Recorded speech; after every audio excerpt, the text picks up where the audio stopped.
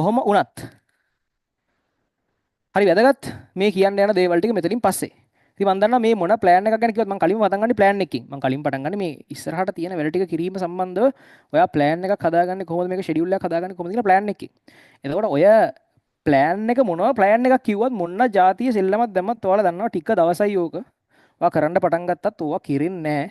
ඔයා අතෑරලා දාන්න හිතෙනවා. ඔයා ටික දවස් 3-4යි ඔයා වෙන්නේ කියලා අපිට ફોකස් නැහැ. ඕක පවත්වා ගන්න බෑ කියලා ඔයාලා දන්නවා. ඉතින් ඔයාලා දන්නවා මීට කලිනුත් ඔයාලා ස්පෙෂල් මීටින් බලලා ඉතින් මොනවා හරි වීඩියෝස් බලලා ඉතින් අර ලොකුවට ප්ලෑන් හදලා ඉතින් පිළිවෙලක් හදලා ඉතින් නමුත් මොන පිළිවෙලක් හැදුවත් ඒක පවත්වා ගැනීම කියන එකත් ගොඩක් වැදගත්. ඕකත් එක්ක සම්බන්ධ වෙන ප්‍රශ්න ගොඩක් තියෙනවානේ.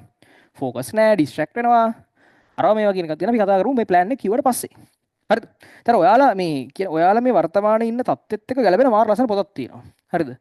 මේ පොත මේ ඩීප් වර්ක් කියලා පොතක්. කියන්නේ මේ වගේ කාලයකදී මිනිස්සු කියවන්න ඕන පොතක්. දැන් ඔයාලට මේක කියවන්න වෙලාවක් නැහැ නේ. ලොකු පොතක් මේ ඩීප් වර්ක් කියලා පොතක්. මේක කම්පියුටර් සයන්ස් ඉංජිනේරින් නැත්නම් කම්පියුටර් සයන්ස් ප්‍රොෆෙසර් කෙනෙක් ලියපු පොතක්. මේ පොතේ තියෙනවා අර මොකක් හරි ජීවිතේ යම් ටාගට් එකකට අඩු කාලයක් තුල වැඩ කරන්න ඕනේ මිනිස්සෙක් කොහොමද ඒ සඳහා ඩීප් වර්ක් එක කරන්නද? ඔයාලා අහන ප්‍රශ්න ගොඩක් තියෙනවා. මේ පැය කීයක් වැඩ කරන්න ඕනේද අපි මේකට? පැය ගොඩක්. මොකද්ද මේක කරන්නේ? මේ ප්‍රශ්න වලට මුහුණ දෙන්නේ කොහොමද? වෙලාව කළමනාකරණය කරන්නේ කොහොමද? මාර කන්ටෙන්ට් එකක් මේ පොතේ තියෙනවා මේ ඩීප් වර්ක් කියන පොතේ.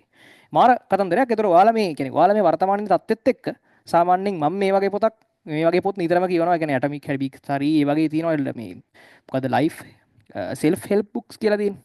ඒතර ඒ වගේ පොත්වල තියෙනවා මේ කන්ටෙන්ට් ඕ වගේ තැන් වලට මාර ලස්සන උත්තරත් එක්ක. ඉතින් ඒක ගැනත් අපි කතා කරමු. මොකද්ද මේ කියන්නේ කියන වල කියන වෙලාවක් නැති හින්දා. හරි. දැන්